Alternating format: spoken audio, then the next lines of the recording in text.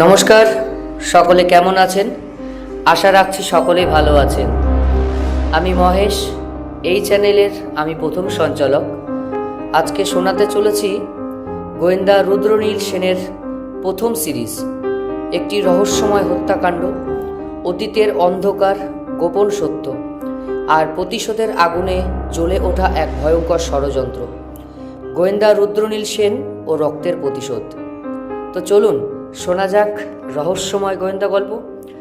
আর বন্ধুরা, যদি আমাদের গল্প আপনাদের ভালো লাগে তাহলে ভিডিওটি লাইক করুন, চ্যানেলটি সাবস্ক্রাইব করুন এবং নতুন রহস্য গল্পের নোটিফিকেশন পেতে বেল আইকনটি চাপতে ভুলবেন না কিন্তু।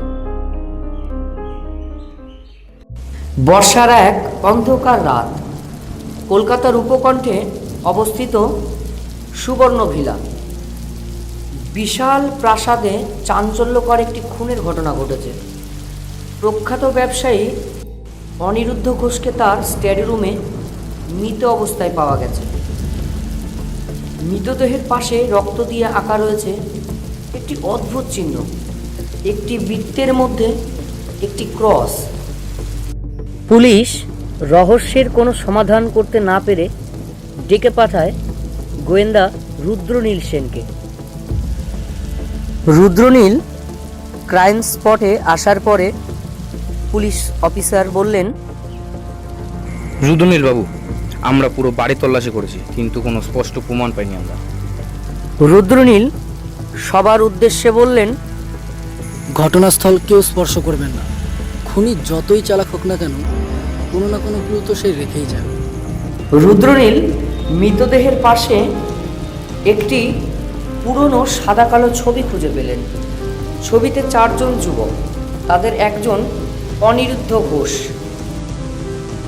এবার রুদ্রনীল বললেন, এই ছবির বাকি 3 জন কারা? ওরা আমার বন্ধু। আমি অনিরুদ্ধ, প্রবীর ও অমলেন্দু। তদন্তে জানা গেল 1 মাস আগে অমলেন্দু রহস্যজনকভাবে মারা গেছেন, আর অনিরুদ্ধ খুন হওয়ার আগে কয়েকদিন ধরে অচেনা নম্বর থেকে হুমকি পাচ্ছিলেন। রুদ্রনীল পুরনো নথি ঘেঁটে জানতে পারলেন বহু বছর আগে তাদের নির্মাণ সংস্থার নিরাপত্তার অভাবে কর্মচারী রমেন পালের মৃত্যু হয়েছিল। সেই ঘটনার পর রমেনের পরিবার নিঃস্ব হয়ে যায়। রুদ্রনীল বললেন, রমেন পালের পরিবারের খোঁজ বার করুন। এই মামলার উত্তর সেখানেই লুকিয়ে আছে। পুলিশ অফিসার বললেন, জি, এক্ষুনি ব্যবস্থা করছি। খোঁজ নিয়ে জানা গেল রমেনের একমাত্র ছেলে রাহুল বহু বছর আগে এলাকা ছেড়ে চলে গিয়েছিল। ঠিক পরের দিন দেবাশিস লাহিড়ীর উপর হামলা হয়, কিন্তু তিনি প্রাণে বেঁচে যান। ঘটনাস্থল থেকে একটি রূপোর রকেট উদ্ধার করে রুদ্রনীল। রকেট খুলতে দেখা গেল রমেন পাল এবং তার ছোট ছেলে রাহুলের ছবি। এবার রুদ্রনীল বললেন, এবার সব পরিষ্কার। খুনি আর কেউ নয়, রাহুল পাল।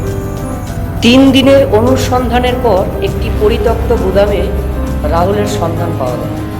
পুলিশ চারিদিক ঘিরে ফেলল। রুদ্রনীল ধীরে ধীরে রাহুলের সামনে গিয়ে দাঁড়ালেন। রুদ্রনীল এবার বললেন, রাহুল, পালাবার আর কোনো পথ নেই। You are under arrest. আমি পালাবো না। আমার বাবার মৃত্যুর পর আমি পথে বসেছিলাম, কেউ বিচার দেয়নি, তাই আমি নিজে বিচার করছি। রুদ্রনীল রাহুলের কথা শুনে উত্তর দিলেন, তোমার বাবার প্রতি যে অন্যায় হয়েছিল সেটা সত্যি, কিন্তু প্রতিশোধের নামে মানুষ হত্যা করে তুমি নিজেও অপরাধী হয়ে গেছো। রাহুল শুনে উত্তর দিলেন, হয়তো আপনি ঠিকই বলেছিলেন, রাগ আমাকে অন্ধ করে দিয়েছিল। রাহুল নিজের অপরাধ স্বীকার করল। পুলিশ তাকে গ্রেপ্তার করল। কয়েক মাস পরে আদালত তাকে দোষী সাব্যস্ত করল। আদালত থেকে বেরিয়ে আসার সময় সাংবাদিকরা রুদ্রনীলকে ঘিরে ধরলেন। রুদ্রনীল বাবু, এই মামলার সবচেয়ে বড় শিক্ষাটা কি? রুদ্রনীল সাংবাদিকদের প্রশ্নের উত্তর দিলেন, আইন কখনো কখনো দেরি করতে পারে, কিন্তু প্রতিশোধ কখনো ন্যায় বিচারের বিকল্প নয়। প্রতিশোধ শুধু আরও একটি অপরাধের জন্ম দেয়। বৃষ্টি আবার শুরু হলো। রুদ্রনীল ধীরে ধীরে আদালতের সিঁড়ি বেয়ে নেমে গেলেন। একটি পুরনো অন্যায়ের বিচার শেষ হলো, কিন্তু তার মনে একটাই প্রশ্ন রয়ে গেল, যদি সেই প্রথম অন্যায়টি না হতো তাহলে কি এতগুলো প্রাণ ঝরে যেত?